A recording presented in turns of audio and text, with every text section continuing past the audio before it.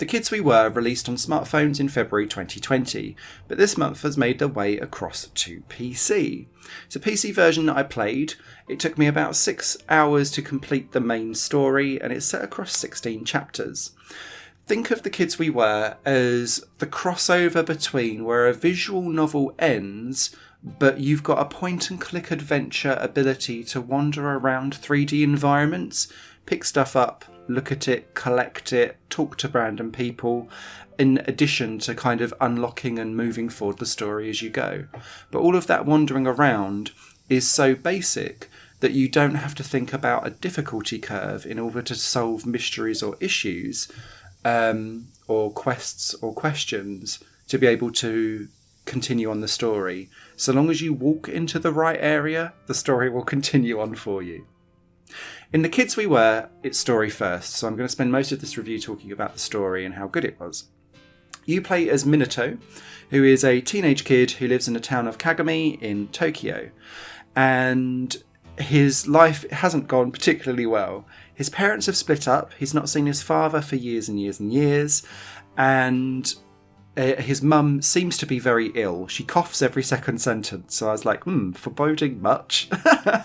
But more troubling is that his younger sister Mirai is dying as well. She needs a bone marrow transplant, and the story opens up with both his mum and himself not being a donor that's compatible.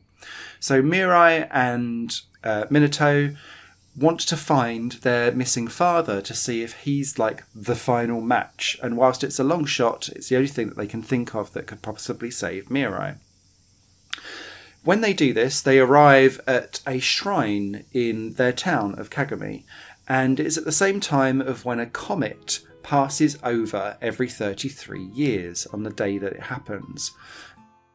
This triggers a weird time loop for Minato, which allows him to go back 33 years to the past, to the last time when the comet passed, and he has 72 hours to solve 7 mysteries that is provided to him in a book by this kind of spectre spirit that pops out when the comet comes through.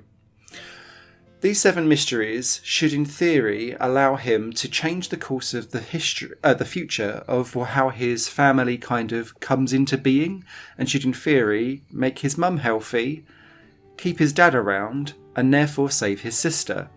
And so by solving these 7 mysteries, by progressing through the story, you'll bring your family back together. In doing so, though, you're sent back to the 1980s, and this whole game is like a little love letter to the 80s of Japan. Everything that you do that's outside of forwarding the story is around collecting 80s artefacts. So it could be giant mobile phones, it could be sweets of the era, favourite dishes of the era, technology that was new in the 80s but already looks and feels outdated. And it's all presented to you in your backpack that you can kind of look around and play with in the same dot pixel art that you can see on the screen throughout all of the game. I love this art style. I think it's really evocative and cute, and it reminds me of a children's play set, but also, and I don't know the technical term for it, but where you take photos of real life things, but you change like the aperture and the framing of stuff so that it looks like it's little children's toys. I love those photos, but it kind of reminds me of a cross of that.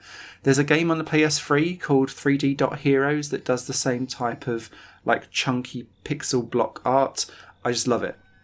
Big fan. And it really sells the world of 1980s Kagami very well. Now, you don't have tons of places to wander around, and you will go around the same things time and time and time again, up and down about the same 6 or 7 streets. But it tells a really good story that's engrossing, interesting, full of emotion, full of heart, full of soul.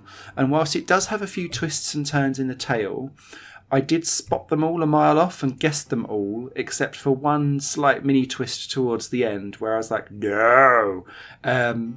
But then it kind of swerved back to where I was thinking it was going anyway, so I was like, okay. Late curveball. But that didn't stop my enjoyment of playing The Kids We Were, because I was along for the ride. Very much enjoyed the experience. The story took about 6 hours for me to complete. It's across 16 chapters. There's a bonus epilogue, which I recommend you playing as well, because that just cements some little icing on the cake. But yeah, if you enjoy a little bit of a collectathon, and a visual novel style experience. There's no voice acting here, it's all reading, where it's a bit like children's folklore stories being told before your eyes and then demystified. It's probably the best way I could describe this game without spoiling too much. This, I think, should be right up your street. Pleasantly surprised, really intrigued with it, enjoyed playing it, and would recommend it to people who just want a light, childlike experience that has heart and soul and meaning behind it. Written review will be over on higherplayinggames.com. You guys take care. Bye-bye. Higher Plane Games is part of the Higher Plane Network, a completely independent media outlet supported by people like you. The goal is to create the best possible content that cultivates a richer indie scene for games as well as music and entertainment. To find out more and to get involved, visit patreon.com/Higher Plane Network. Your support makes all the difference, and in return you'll gain access to bonus content and downloads. Thank you for watching.